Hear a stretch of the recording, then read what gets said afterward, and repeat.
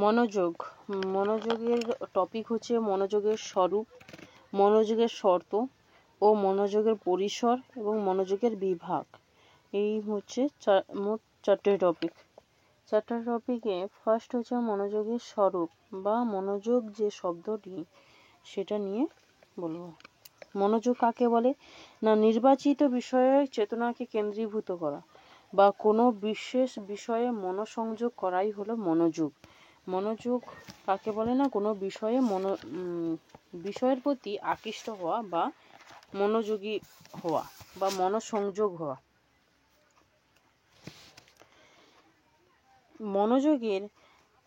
মনোযোগকে বিশ্লেষণ করলে আমরা দুটো তত্ত্ব পাই। কি না, বিষয়টির প্রতি একাগ্রতা এবং বিষয় বহির্ভূত অপ্রাসঙ্গিক বস্তু চেতনা থেকে অপসারণ।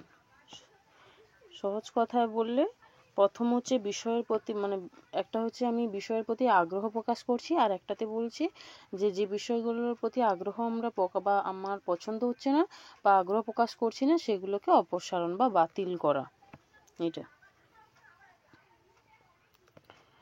মনোযোগ সর্বদাই নির্বাচনমুখী। কথাটার অর্থ হচ্ছে চেতনায় অসংখ্য বিষয়গুলি থাকে এবং সেই বিষয়গুলির মধ্যে মন কোনো একটিকে নির্বাচিত করে যেটার ওপর আমরা মনোযোগী হব সেটার জন্য। এবং এই মন সম্পর্কে নাইট বলেছেন, নাইট এবং নাইট RK নাইট এবং MK নাইট মতে মনোযোগী হলো সন্ধানী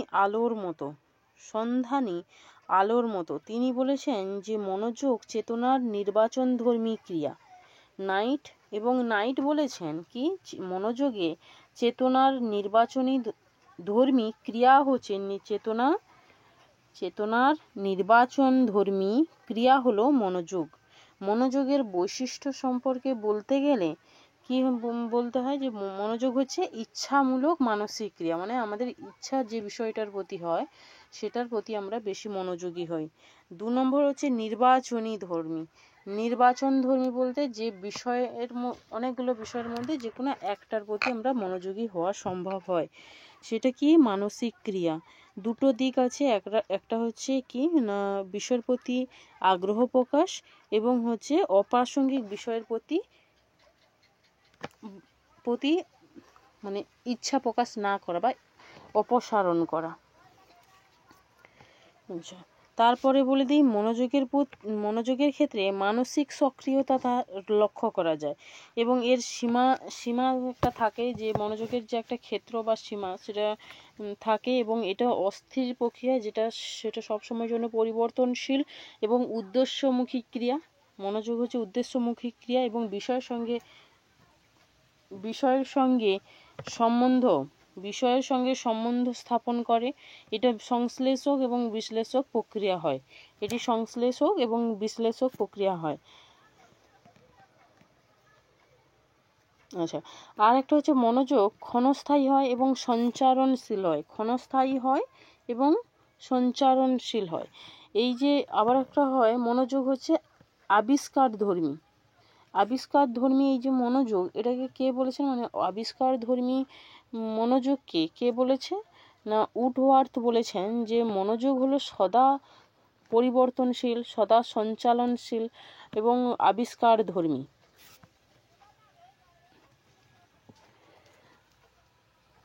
মনোযোগকে বৌদ্ধিক ক্রিয়া, মনোযোগ এক প্রকারে বৌদ্ধিক ক্রিয়া এবং এর ফলে যা অস্পষ্ট তা স্পষ্ট হয়, যা চেতনার প্রান্ত দেশে ছিল তা কেন্দ্রে চলে আসে।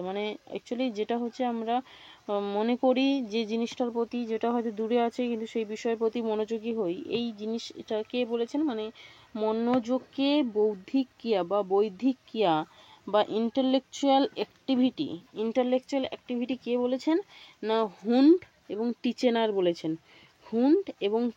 বলেছেন। তারপরে আরো একজন দার্শনিক হচ্ছে মনোবিদ মটসোলে মোয়েনস্টারবার্গ। তারাও ক্রিয়াত্মক দিকের উপর গুরুত্ব দেন। যারা মনে করেন মানসিক ক্রিয়াটা যার মধ্যে মন কোনো একটি বস্তুকে নির্বাচিত করে তার প্রতি মনোযোগী হয়, এটা বলেছেন। এবার মনোযোগ যে সদা নির্বাচনধর্মী, এখানে কি হয় না, অনেক বিষয় তো থাকে মনোযোগের মধ্যে, বা আমাদের চোখের সামনে অনেক বিষয় থাকে, কিন্তু আমরা কোনো একটা বিষয়ের প্রতি বেশি আকৃষ্ট হই এবং সেটা আমাদের একটা মাত্র বস্তুর প্রতি আমরা মনোযোগী হই। সেটা কি করে না, একটা বস্তু নির্বাচিত করে। বলছে মনোযোগ সর্বদা পরিবর্তনশীল, কারণ মনের স্বভাব হলো একটা বিষয় থেকে আরেকটি বিষয়ে স্থানান্তরিত হওয়া। মনোযোগের বস্তুগত কারণ কি?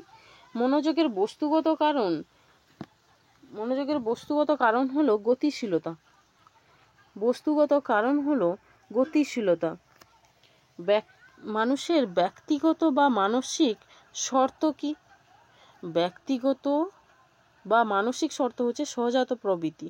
মনোযোগ তো একটু আগেই বললাম, উদ্দেশ্যমূলক ক্রিয়া, বিশ্লেষণাত্মক, সংশ্লেষণাত্মক, মানসিক প্রক্রিয়া। এবার মানসিক প্রক্রিয়ার কিছু শর্ত আছে, যে মানসিক প্রক্রিয়ার দুই ধরনের শর্তের কথা বলা হয়, সেটা কি তিন ধরনের শর্তের কথা বলা হয়, যেখানে মনোযোগের বিষয়গত বা উদ্দীপক সংক্রান্ত বা ব্যক্তি নিরপেক্ষ একটা কারণ থাকে, বা শর্ত থাকে। 2 নম্বর হচ্ছে মনোযোগের মানসিক অবস্থা এবং ব্যক্তিগত কারণ। একটা বললাম মনোযোগের বিষয়গত বা উদ্দীপক সংক্রান্ত বা ব্যক্তি নিরপেক্ষ, মানে ব্যক্তির উপর ডিপেন্ড করে না কারণ হয়। আর 2 নম্বর হচ্ছে ব্যক্তির উপর নির্ভর করে, মানে ব্যক্তিগত কারণ ও হচ্ছে মানসিক কারণ বা মানসিক অবস্থা। 3 হচ্ছে দৈহিক অবস্থা সংক্রান্ত যে কারণ। এই যে 3টি কারণের কথা বললাম বা শর্তের কথা বললাম, 3টি শর্তে আবার ভাগ আছে। ব্যক্তিগত বা ব্যক্তি নিরপেক্ষ যে কারণ, ব্যক্তি নিরপেক্ষ কারণের মধ্যে কি কি আসবে? নতুনত্ব আসবে, বৈসাদৃশ্য আসবে, পুনরাবৃত্তি, আকার, তীব্রতা, দীর্ঘস্থায়ী, বিচ্ছিন্নতা, গোপনতা, এগুলো কি ব্যক্তির উপর নির্ভর করে। যেমন তীব্রতা যদি বলি, যে কোনো একটা উজ্জ্বল বর্ণ বা কোনো কিছু উজ্জ্বল আলোর জন্য সেগুলোর প্রতি আমাদের মনোযোগী যে হই, সেটা আমাদের ব্যক্তির উপর নির্ভর করে না। আচমকা ধরো মানে বিনা মেঘে বজ্রপাত, মানে মেঘ নেই অথচ বজ্রপাত হলে তার একটা যে আলো আসে, সেটা হচ্ছে আমাদের মনোযোগ আকৃষ্ট করে। এটা হচ্ছে ব্যক্তির ওপর নির্ভর করে না। আবার হচ্ছে মনোযোগ ব্যক্তিগত কোনগুলো? অভ্যাস ও শিক্ষা, অনুরাগ বা আগ্রহ, আবেগ, কামনা, মানসিক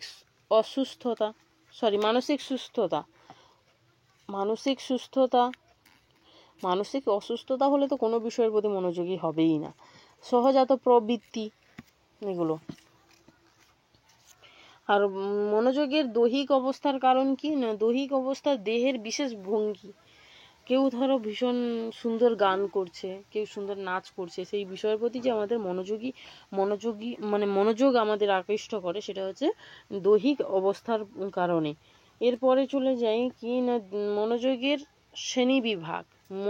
শ্রেণীবিভাগে মনোযোগ অনেক রকমের হয়। তার মধ্যে হচ্ছে ফার্স্ট হচ্ছে ইচ্ছাকৃত মনোযোগ। ইচ্ছাকৃত বলতে না, কোনো ইচ্ছাকৃতভাবে কোনো বিষয়ের প্রতি আমাদের মনোযোগী হওয়া, যেমন ক্লাসের বাইরে ধরো ছৌ নাচ হচ্ছে বা জাদু খেলা হচ্ছে, সেখানে সেটার প্রতি মনোযোগী না হয়ে আমরা ক্লাসে স্যাররা কি পড়াচ্ছেন সেই বিষয়ের প্রতি মনোযোগী হওয়া। কিন্তু আমাদের মন তো কিছু সময়ের জন্য স্থায়ী হয়, তারপর ঠিক আমার মন সেই জাদু খেলার দিকে চলে যায়। বলছে অনিচ্ছাকৃত মনোযোগ কি না, যে বিষয়ে তার নিজ গুণে, মানে যেমন এই যে বললাম জাদু খেলা বাইরে হচ্ছে, ক্লাসরুমের বাইরে, সেটা হচ্ছে ফার্স্ট স্টেপটাতে আমরা ইচ্ছাকৃতভাবে টিচারের কথাগুলো শুনছি, সেটা হচ্ছে ইচ্ছাকৃতভাবে মনোযোগ। অনিচ্ছাকৃত মনোযোগ হচ্ছে যে জাদু খেলা হচ্ছে সেটার দিকে আমাদের মন আকৃষ্ট করে। সেটা তাহলে কি না, বস্তু বা বিষয় নিজ ইচ্ছা নিজ গুণে সে আমাদের মনকে আকৃষ্ট করছে। ইচ্ছা বিরোধী মনোযোগ কাকে বলে? না আমাদের ইচ্ছা, মনোযোগী হওয়ার ইচ্ছা নেই, তবুও কিন্তু আমাদের জোর করে মনোযোগকে সেই বিষয়ের প্রতি আকৃষ্ট করতে হবে। যেমন সামনে এসএসসি পরীক্ষা আছে, এসএসসি পরীক্ষার প্রতি পরীক্ষা আছে বলে আমাদের পড়ার প্রতি ইচ্ছা নেই, কিন্তু তাও আমাদের পড়তে হবে। এটা সংবেদন কেন্দ্রিক মনোযোগ না ইন্দ্রিয় উদ্দীপনা জনিত সংবেদনের প্রতি মনোযোগ? ইন্দ্রিয় উদ্দীপনা জনিত বলতে যেমন ধরো মশার কামড়, মশা কামড়ে দিল, তো ইন্দ্রিয়তে একটা অনুভূতি হলো, সে আবার মস্তিষ্কে বললো, মস্তিষ্ক তখন আমার যে ধারে বসেছে সেই হাতকে বা হাতকে বললো পায়ে বা পিঠে যেখানে কামড়াচ্ছে সেদিকে উদ্দীপিত করে। ভাব কেন্দ্রিক যেমন ভাবনার প্রতি, যেমন সুখ দুঃখের প্রতি মনোযোগী হওয়া। তাত্ত্বিক মনোযোগ কাকে বলে? না তাত্ত্বিক বিষয়ের প্রতি আমাদের বা তাত্ত্বিক জ্ঞান লাভের প্রতি আমাদের মনোযোগী হওয়া, তা হচ্ছে তাত্ত্বিক মনোযোগ। ব্যবহারিক মনোযোগ কাকে বলে? না বাস্তব বিষয়ে পরিবর্তনের উদ্দেশ্যে আমরা যে মনোযোগী হই সেটা হচ্ছে কি না ব্যবহারিক মনোযোগ। মুখ্য মনোযোগ কাকে বলে? চিত্তাকর্ষক বিষয়ের প্রতি মনোযোগী, মানে কোনো একটা বিষয় নির্দিষ্ট বিষয়ের প্রতি মনোযোগী হওয়া।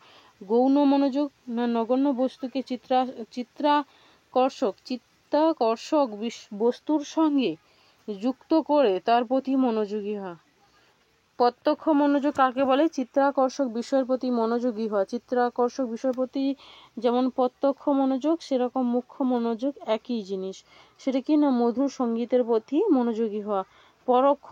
পরোক্ষ মনোযোগ কাকে বলে? না কোনো বস্তু নিজে চিত্তাকর্ষক না হয়েও অন্য চিত্তাকর্ষক বস্তুর সঙ্গে যুক্ত হয়ে যখন মনোযোগ আকর্ষণ করে, যেমন ক্রিকেট খেলা দেখার উদ্দেশ্যে টিভির প্রতি মনোযোগী হওয়া, কিন্তু হয়তো সিরিয়াল ঠিক টুক করে চলে এসছে সেটা দেখা, বা কোনো একটা সিনেমা ভালো পার্টের অংশ চলে এসছে সেটা দেখা।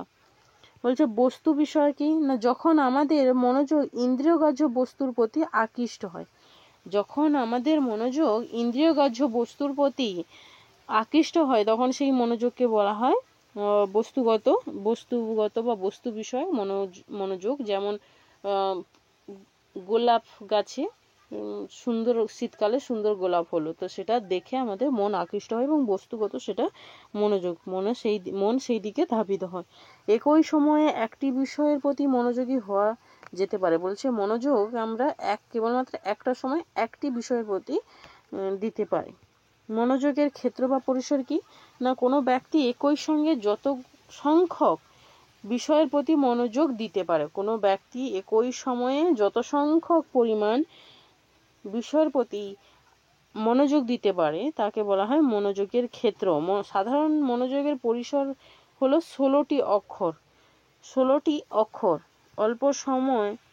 খুব অল্প সময়ে ব্যবধানের পরপর 8টি শব্দের প্রতি একজন প্রাপ্তবয়স্ক ব্যক্তি মনোযোগী হতে পারে। তাহলে কটি না 8টি করে শব্দের প্রতি আমাদের মনোযোগ হতে পারে। এই যে মনোযোগের যে পরিসর, এই তা নির্ণয়ের জন্য যে যন্ত্র ব্যবহার করা হয় তাকে ক্ষণ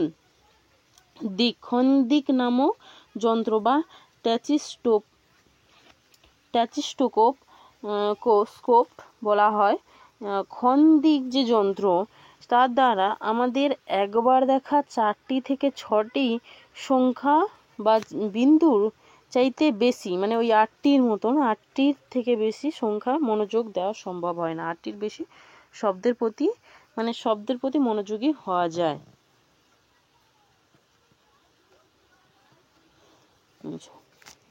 এই মনোযোগের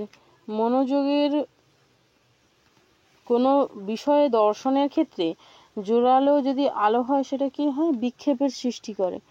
বিক্ষেপ কাকে বলে? না যে উদ্দীপকের প্রতি আমরা মনোযোগ দিতে চাই না অথচ সেই উদ্দীপকের দ্বারা আমাদের মনোযোগটাকে আকৃষ্ট করে, যেমন বজ্রপাত।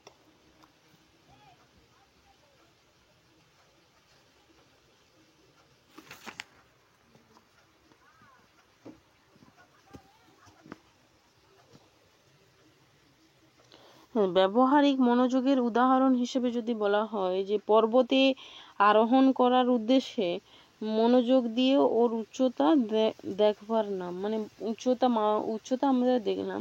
বলছে ব্যবহারিক মনোযোগ কাকে বলে? না ব্যবহারিক